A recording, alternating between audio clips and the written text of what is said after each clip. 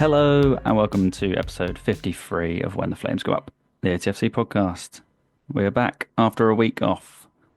I somehow missed two home wins and an away win, but we did catch up on them, don't worry, in this episode. We've got Ash, Charlie and Ian on the pod alongside me to discuss all that's happened in the last week and a half, which is a lot of football, and look ahead to, of course, the Woking at home semi-final in the FA Trophy, and then Gateshead upcoming this weekend. Yeah, we had a little break off. I was actually, yeah, I was busy last Wednesday. Wednesday's usually the day we record if there's a Tuesday night game. So, yeah, I was at a gig having a great time seeing the band Heinz, which is Heinz like the back legs, not Heinz like the beans. Go and check them out. They're from Madrid. That's about all you need to know. Enjoy the episode and up the shots. So the shots are 2 points off the drop after two home wins and then a league draw, most recently against Dagenham and Redbridge, which was last night as we record. In between that, a win away at Sittingbourne in the FA Trophy quarter-final, a 3-0 win to set up the mouth-watering semi-final tie, which is Woking at home. A lot's happened. We've missed a week, but I think we were 1 point off the drop a couple of weeks ago after the two away defeats at Southend and Eastleigh, and after two wins, we're still only 2 points off the drop. So it's and I've just got a note here that says episode 46, still 2 points off relegation. So we seem to be keeping that that little gap going. Ideally, it would be more than two, maybe a whole game's worth. Um, we've got lots to cover, so I'm going to come to you first, Charlie. Your first time on the pod for a while, maybe the first time this year, I presume. Give us your little a kind of roundup of your. I guess let's start with the league games. We've had the Solihull, Hartlepool, and then Dag Red last night. Anything you want to bring up? And yeah, go ahead. Sure, thanks, Will. Yeah, first time back on the pod in a little while. Good to be back. It's actually really interesting that point you just raised about how 2 weeks ago we were 1 point off the drop, and now after two wins and a draw in the league, we're only 2 points. We're only 2 points off, so we've only gained 1 point. I didn't actually realise that because I remember looking back a couple of weeks ago after the Southend game, well, after the Eastleigh and the Southend game, feeling quite negative about the running and what was going to happen.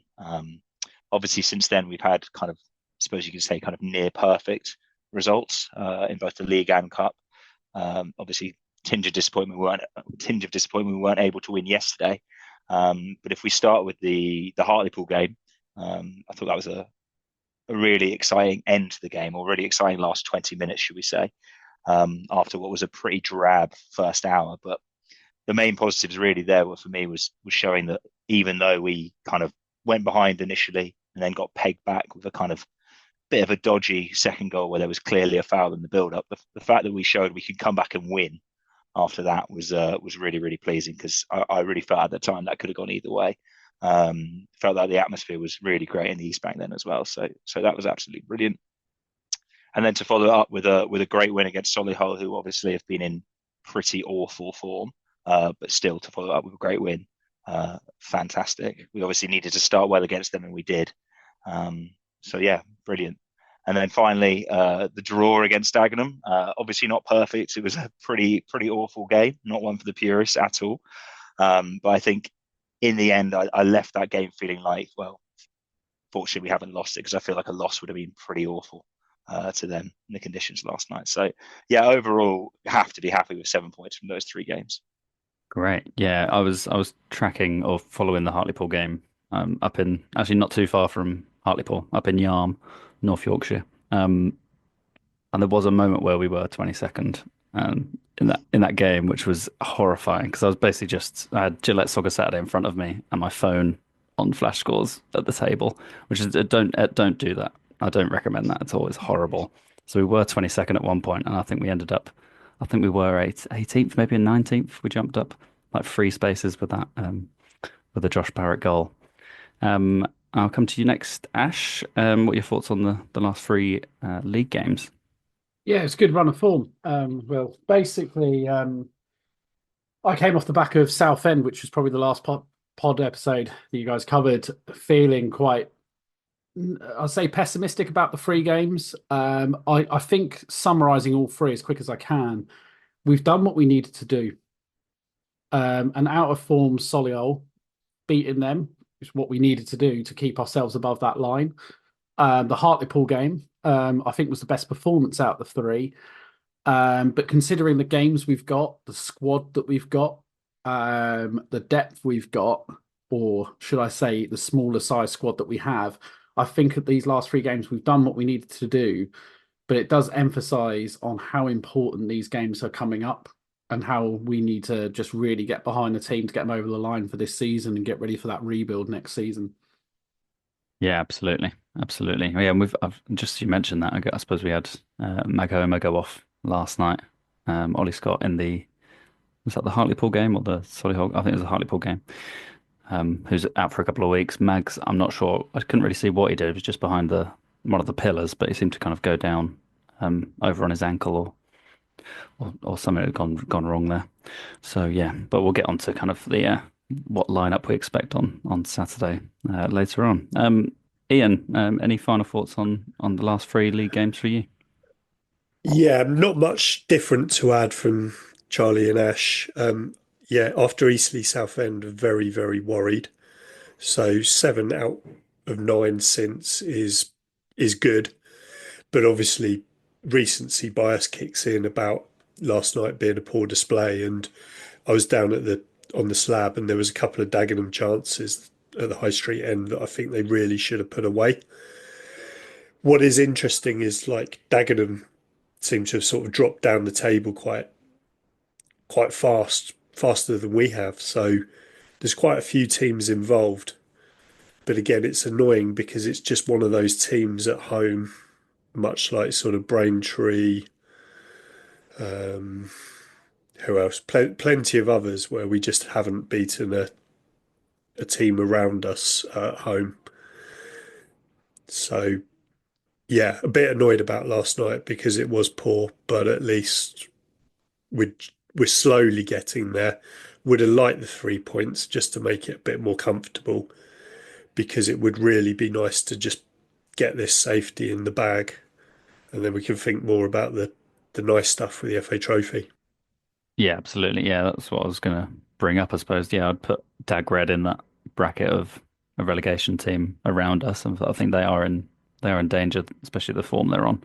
Obviously, they came out first 20 minutes and looked definitely the more likely to score and create chances. And yeah, and you say the two chances they missed at the high street end were gilt edged. I mean, Josh Reese, all he has to do is hit the target, and it's 1-0, and I don't think there's any way back for us. But yeah, as you say, we've got still got some games around us coming up. So we've got Ebbsfleet, Fylde, and Boston at home in the next 5 weeks, um, as well as Maidenhead and Wealdstone. So I think the only team we don't play is Fylde. Oh no, not Fylde. What team don't we play? I think we play them all. Trying to think. Braintree. Braintree, that's the only one we've done. Yeah, so we've got. I mean, that's all in the next 5 weeks, and yeah, considering our performances against the teams in the bottom 6 or 7. Yeah, slightly worried that we can't turn these draws into wins. And we do need a couple more wins from teams like Ebbsfleet and Fylde and Boston, if we're going to survive. So yeah, I suppose we can move on to the FA Trophy win, which was nestled after the Solihull at home game on the Tuesday. So we went to Sittingbourne away, 195 or so. Shots fans in the Sittingbourne away end for the FA Trophy. A banana skin, basically nailed on banana skin that everyone was kind of talking about. Sittingbourne on unbelievable form, brilliant at home, and yeah, shots with their history, I think, in the past of finding a way to mess up in the FA Trophy or find a way to not get past teams like Sittingbourne. But the shots ran out 3-0 winners and a pretty professional performance on a very bobbly pitch. I'm not sure if anyone on the pod was actually there, but I presume Ash, were you there? Yeah, I was You probably the only were. one that was there. Nice. Well, Ash, you can go first. What were your impressions of Sittingbourne and the performance in general? Well, when I got there, looked around the corner, you could tell that 195 was about correct. They'd done everything they can to facilitate that 195, but you probably wouldn't have got much more in that away end if you tried. Like the facilities were literally one beer on tap. I think there was two toilets between 200 people, and there were portaloos as well. But they did everything they can to put on a good day. Um, when I got there, I just looked at the pitch and went, "This is really bobbly." They reminded me actually of when I went to Braintree at the beginning of the season, how bobbly and horrid the pitch was. I was kind of like, right, this could be a real banana skin. I spoke to Tommy a little bit before the game, and he just said, "We've got this. Don't worry, we've got this." To the fans, sort of thing, before the game started, and he couldn't have been it. He got it absolutely spot on, in my opinion. We did what we again did what we needed to do to get through the game. They started out very, very strong, in my opinion. Especially they had, I can't remember his name. He was down the right hand side. Their number two kept on. I've noticed in the first half, Frost was particularly deep to try and stop the run through. And then as the second half progressed, he was finding more and more space down that side. The killer goal was the second. Once the second had gone in, we were kind of like, right, there's no way back for them now. And you could tell by the vibe of the crowd it was. But give it to Sittingbourne. They did very well. They did make a great account of themselves, and their fans were brilliant from all the way through the 90. Even after the game, they were cheering all their team off the pitch. Their players, as we were walking out, actually said thanks guys for coming to the Aldershot fans. So on all fronts, it was a good day out. Love that. Yeah, I was watching on the stream. It sounded great. The Sittingbourne fans chanting for 90 minutes. My favorite was set piece, ole, ole, ole. Perfect. Perfect. I mean, I'd sent it immediately to my Arsenal supporting mate because they haven't been able to score, obviously, recently without any strikers. And they are pretty good at set pieces. But yeah, obviously, they went and scored seven last night. So it's set piece, ole, maybe not. Um, and I come to you, Ian. Did you watch the stream on Saturday? And what were your impressions? No, I just had the radio on for this one. This is out and about. Nice. Yeah, fair play to Ash for getting there. Deserved his ticket from all his travels. I think even if there'd been 1,950 tickets, there'd probably been that many people ahead of me in the queue. But yeah, I'm really pleased. Obviously, I listened rather than watched, but it sounded just very, very professional that we did the job, scored at the right times, and made sure.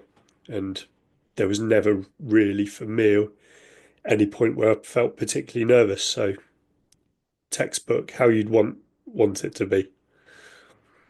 Yeah, absolutely. And yeah, Tommy's record against teams below us in the pyramid is pretty good so far. Other than Bishop Stortford, I can't think of a team that we've lost to. Obviously, we did lose 6-1. I mean, that's reminded of that again. But yes, Chertsey and Boreham Wood, we've come through games that I normally I just write off as a bit of a worry in general. Charlie, I'll come to you finally. Your thoughts on the FA Trophy win at Sittingbourne? Yeah, well, maybe I need to change my view now that Tommy's got a few good results against these lower league clubs because yeah, I was quite nervous before this one. I felt like it would be an extremely Aldershot thing to do to lose at Sittingbourne, albeit they are doing very, very well in their league. It was by no means clear cut. I watched it on the stream, but I think ultimately we were clinical, and the difference was we probably only had three or four chances the whole game, but we scored three of them. They could have very easily taken the lead at one point, but I think the Ryan Jones goal right before half time was absolutely massive for us. And then yeah, from there in the second half, apart from a couple of routine saves from Dewhurst, I never really felt like they were going to get back into it. And then to get the second and third, it's just icing on the cake. So yeah, really, really pleased. Again, as the other said, it was a really difficult pitch. So yeah, just pleased we're through now. Absolutely. Yeah, and sets up our first FA Trophy semi-final since our promotion year in 2008, where we faced Ebbsfleet over two legs. This one will just be one leg, and it'll be at home to Woking It was always going to be at some point, wasn't it? We are always going to play them at some point. It could have been the final. It could have been the quarters. But we've got them in the semi. We've got them at home on a Saturday, um, Saturday 5th of April. As at the moment, as we record, I'm unsure if it's going to be moved or I tried to have a look at when we've last played Woking at home on a Saturday, and from my scrambling look at it, I'm pretty sure there wasn't a bank holiday or a New Year's Day. I don't care if those are a Saturday. But I think it was like 2006. So, someone can I verify that. think you're That'd be right. great. Is that right? It's the last one I remember. Yeah, it was Mm. a Saturday 3. And even then, that was unusual. Yeah. So hopefully, fingers crossed, it's a 3 p.m. kickoff. But I imagine that'll be maybe a 12:30 or something on Hampshire. Well, it depends what else is going on in Hampshire that day, I presume. Um, Grand. Well, let's get some reaction. Ash, your reaction to Woking at home? Well, I was on the way back after the Sittingbourne game, and we were discussing this, and a few of us on the coach said the last choice we would want is a Woking tie. Um, that a lot of us were saying that Spennymoor away would have been tough, Rochdale away would have been tough, but we would have taken both of those as a home tie. Woking away, we seem to have quite a good record against Woking away, and it's the home tie that seems to be. It's all set up to be an absolute classic. That's all I can say. Our first Wembley appearance after knocking out Woking would be absolutely brilliant, and the other way around for Woking if what we don't want to happen will happen. The only thing to take away that I've heard at the moment is that their next game they might only be able to register 15 players to play because of injuries at this moment to their squad. Apparently, their squad is really thin, but they've got a similar schedule to us in the Tuesday, Saturday, up until the point of that game. So, if it doesn't get moved, their players might not be fully fit for that game. So, we'll see if it doesn't get moved. We've got the advantage in that point, but it's a massive game. I just hope the players know how big the game is in the context of what the fans feel it is, and they put everything in. That's all we can ask from them. But if we get through Woking, who says we can't beat whoever wins the other tie because we're two of the three strongest sides? So yeah, I'm looking forward to it. Let's put it that way. And there's going to be a big scramble for tickets once again. I can see that. Yes, absolutely. Yeah, once they determine the capacity again, and which sections are going to be used, I obviously presume no man's land is going to be kept as it is. So I think that brings it around 6,500 or something around there. That's with Woking getting a full 1,100. I'm not sure if that'll change itself as well. Um, what were you gonna? What did you say? I've now completely forgotten. No, it's gone. It's gone. Ian, I'll come to you. What's your reaction to the Woking at home tie? Yeah, I'm okay with playing them at home. I just wanted a home tie because I wanted to maximise the number of shots fans that will get to see it. Yes, I suppose on balance, I would have preferred Spennymoor or Rochdale at home. And yeah, I'm extremely nervous about the fact it's Woking. The three, in inverted commas, Woking fans at work were quick to message me on Monday afternoon to talk about the fixture and the prospects. And yeah, I'm not going to enjoy going to work on the Monday if it doesn't go our way. One of the guys said that it'd be nice symmetry because the first game he went to with his dad when he was a lad was one of the 1990s Woking FA Trophy final appearances. And he was hoping he could take his son. But I said, look, go again one day. We've never been. We need to go this time. Hopefully you'll get another chance. And he said, yeah, I'll probably take him in with Arsenal. So I'm even more determined that it's us on that final. Yes, absolutely. Yeah, I suppose that's probably what Woking fans are saying. The other side is it would be so sweet to stop Aldershot from getting to Wembley again. The trials and tribulations of Aldershot coming close to Wembley and never quite making it. I'm sure they would delight in that scenario. Charlie, we come to you. What's your reaction to Woking at home? Yes, I mean, similar to the others, goes without saying it's an absolutely massive game.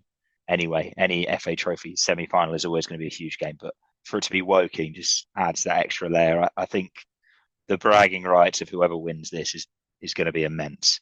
And I am genuinely a little bit scared about the prospect of losing this, probably more so than the thrill of potentially winning it. Um, I think, I'm pleased it's at home, to be honest, because I think even though our record at Woking is generally stronger, I do back us at home more so than I would away, and I think the atmosphere is going to be brilliant, and I think that could only help our players. Um, Really looking forward to it. A little bit worried, but yeah, let's just bring it on and hopefully get to win. Yes, absolutely. Yeah, and I mean, I feel like the Boxing Day game was pretty good, so that doesn't probably doesn't help our nerves either, because I do feel like both teams can score at will. Yeah. Um, yeah. Oh, I mean, it's just all the little permutations. I can't believe it's a month away as we record. There's so many little permutations in between that time. Oh, the one thing I was going to mention with Ash, I don't know why. When you said they haven't got many players, I was like, can you imagine what if they sign Scott Rendell on a short-term contract? Effiong, Effiong and Rendell up top. Oh God! Ugh. And if that goes to the Oh, penalties, we are done for. Rendell and Effiong. Christ. Um, I didn't even think about Effiong as well coming back as well. well, I mean Yeah, scary stuff. that's how they made it. I mean, he scored. Yeah, was Yeah. it 90 plus two to send it to penalties, and then Will Jääskeläinen saved three penalties in what's got to be one of the worst penalty shootouts of all time. I've not seen it, but anecdotally through what Flash scores, that is dreadful. And then he scored the winner, didn't he? The Yeah, winning penalty. of Yeah, course he did. Yeah, fuming. Anyway, so Woking at home is still 4 weeks away. We've got probably about 7 games in between that time, and the first one that comes up is league action again, and it's Gateshead at home. Um, I'm sure they will thrive coming to play on the wreck at the moment. They'll be pinging that ball around. It'll be bouncing up at shin level. So maybe that'll work in our advantage. Who knows? I'm going to come to you first, Ash. What are your thoughts ahead of Gateshead, and yeah, any kind of lineup changes that you would potentially make? yeah, it's again, Gateshead have. I've looked at their form and I've spoken to a few Gateshead fans prior to this one. They are actually not too confident about getting a result at us, even though they are up in that playoff position. They're feeling that they're on a bit of a slump. So I think they're there for the taking. They do like to play that slick style football. And it's not going to work, not on our pitch at the moment. As much as it's getting better, it still looks a bit like a sandpit at the moment. So, yeah, I can see this being similar result as Dagenham. I'd take the draw now, but I don't think it'll be the same game as Dagenham. I think there will be a few goals in it. I expect to see a bit of rotation in the side. I think Tommy in his post-match for Dagenham was saying that they've got this week coming. They've got Saturday, Tuesday, Thursday, Saturday. Then it goes Tuesday, Saturday again. So, and it sounds like he's putting out a starting 11 in the Hampshire Cup once again. So I expect there to be a fair amount of rotation. Don't rule out Theo playing centre back at some point either. He has been in the Hampshire Cup, and he has done. I think he did it partly in the National League Cup as well. Changes wise, I don't know what it would be. It sounds like this one might be a good game for Barrett to play, but I know he's played a lot of minutes recently. But I think we just have to wait and see. I think we'll actually get the win against Gateshead at home. I didn't rate them when we went away, and they're not in as good form as what they were when I went away and saw them. But we'll see. Absolutely, we will see. Yes. I'll come to you next, Ian. Yeah, your thoughts ahead of Gateshead and any kind of lineup. I was just thinking the kind of the squad, the subs bench. I think on Tuesday for the Dag Red game was probably the weakest that I've seen probably this season. I feel that there wasn't. Obviously, we had the new signing on the bench as well, who came on and impressed in his what did he get about 8 minutes. But yeah, I'm just struggling to find any actual changes that we could make other than Luca Woodhouse being brought into that central midfield role as he was for the Hartlepool and Solihull games. What did you think anyway, Ian? Yeah, few things. Maybe not necessarily a lineup change, but a formation change with Frost coming back into the middle and Jones going back onto the wing. Just seems like what everyone's crying out for from social media comment in the last 24 hours or since the Dagenham game finished. Yeah, this season I've generally preferred it when we're playing the better teams because we do seem to play better. So I'm hopeful from that point of view. And I'm also hoping that the Dagenham performance not being very good is giving everyone a little bit of a kick up the backside to say, come on, we've got league points to be fought for here. Yes, it's nice to think about the cup and the prospect of Woking and the other W word ahead, but we need to get this as many points as we can as quickly as we can. So Gateshead isn't the team you choose to play at home when you're looking for 3 points, but yeah, I'm hopeful we'll perform better and we can give them a good game, even if I'm not expecting to win by any means. Yes, yeah, absolutely. Yeah, I'm pretty hopeful that we can put in a good performance. But as you say, I mean, playing a team like Gateshead, it's not ideal. You can probably put in a good performance and still come away empty-handed.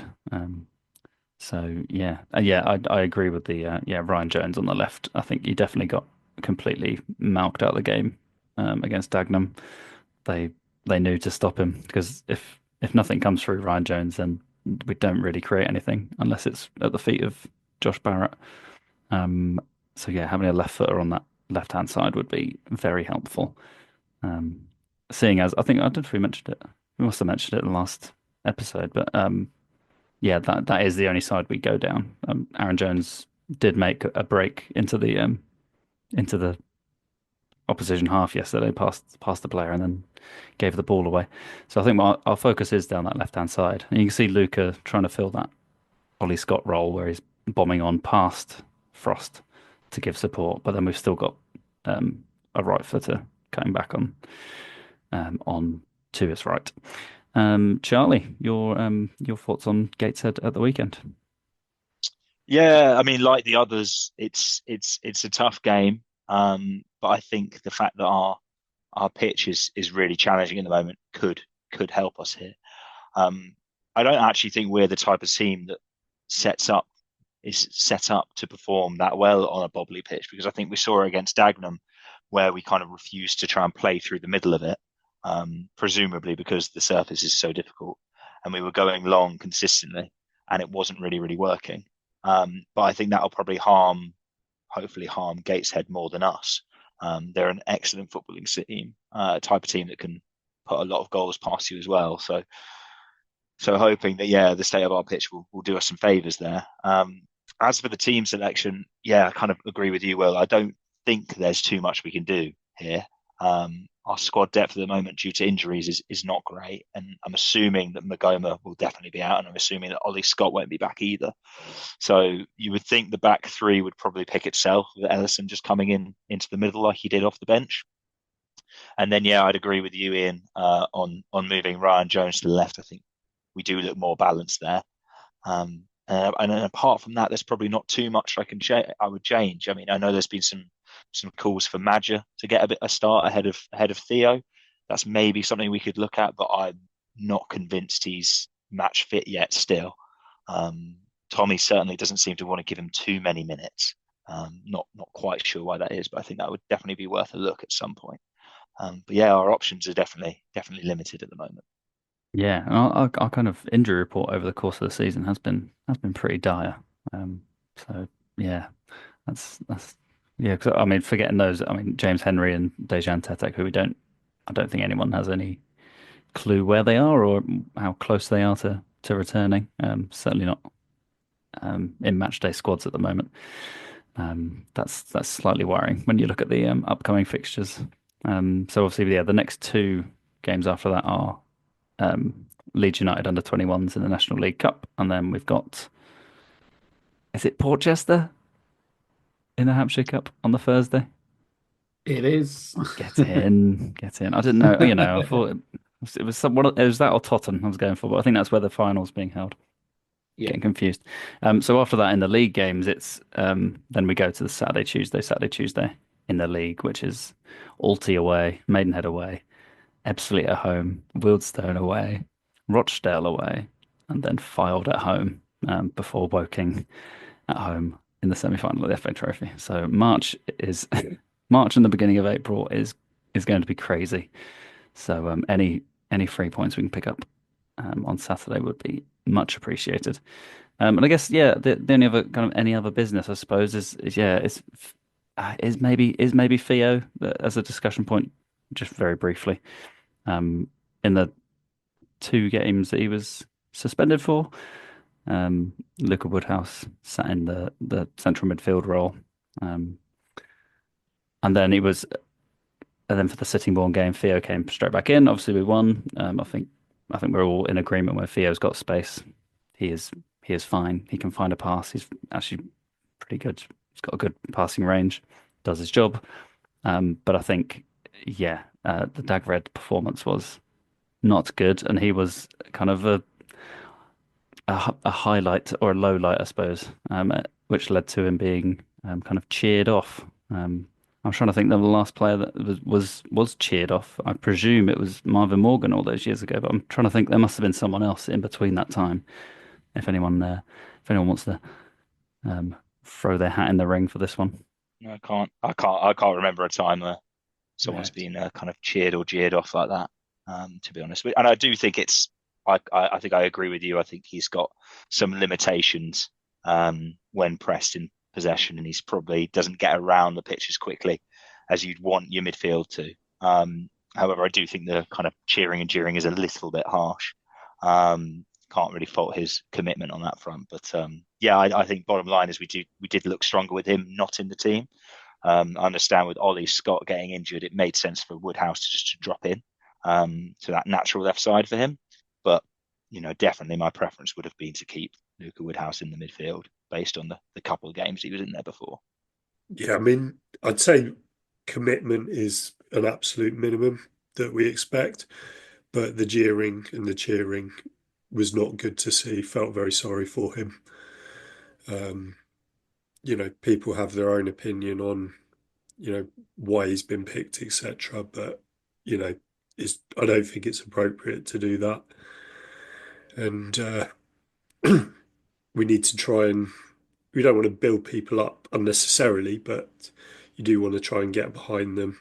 If there's something to be said at the end of the match, then yeah, maybe that's probably the more appropriate time.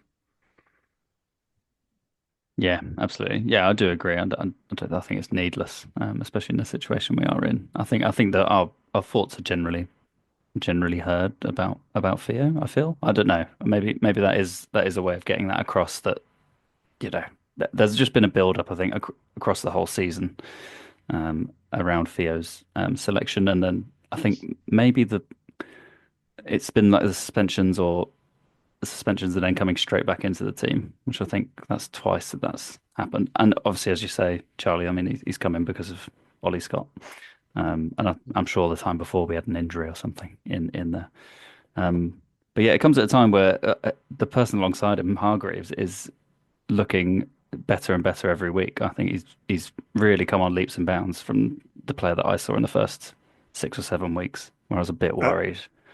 Adding goals has probably been the main thing to change that opinion, hasn't it? Mm. That I was very impressed with him at the start, and then sort of where we were struggling to win, but at least being unbeaten, I was sort of a bit more okay. This guy's good in terms of effort and running around a lot, getting stuck in, but we need a little bit more. And now he's added that little bit more, so you feel a lot happier about his inclusion. Yeah, definitely, definitely. Yeah, I've been very impressed with us. Yeah, yeah. I did. Yeah, was that four goals in 5 games or so in that little patch, and a couple little crackers as well. So yeah, things are looking good in the midfield in patches, and yeah, we'll see. It remains to be seen if we if we get our Madja wish or we get If we get Dejan Tetek magically back, Yeah, I'm we not get sure. Tetek back. Yeah. Where is he? Someone needs to find him. Someone needs to spot him in Aldershot Tesco's or something and ask him a question. I have to say, I don't think it sounds like, based on Tommy's interview post Dagenham, it doesn't sound like he'll be back soon. Because Tommy said he was really concerned about the schedule coming. So to me, that suggests that Henry, Tetek, obviously Magoma are probably a way off now. So yeah, I mean, I'm not sure what the transfer window situation is. I know we just brought in someone on loan. Yeah, or maybe we need to bring in Scott Rendell before Woking do. Try and give us another forward option. Yeah. Grand. Right, we have got only a minute left, so we're gonna call it there. Thank you, Ash. Thank you, Charlie, and thank you, Ian.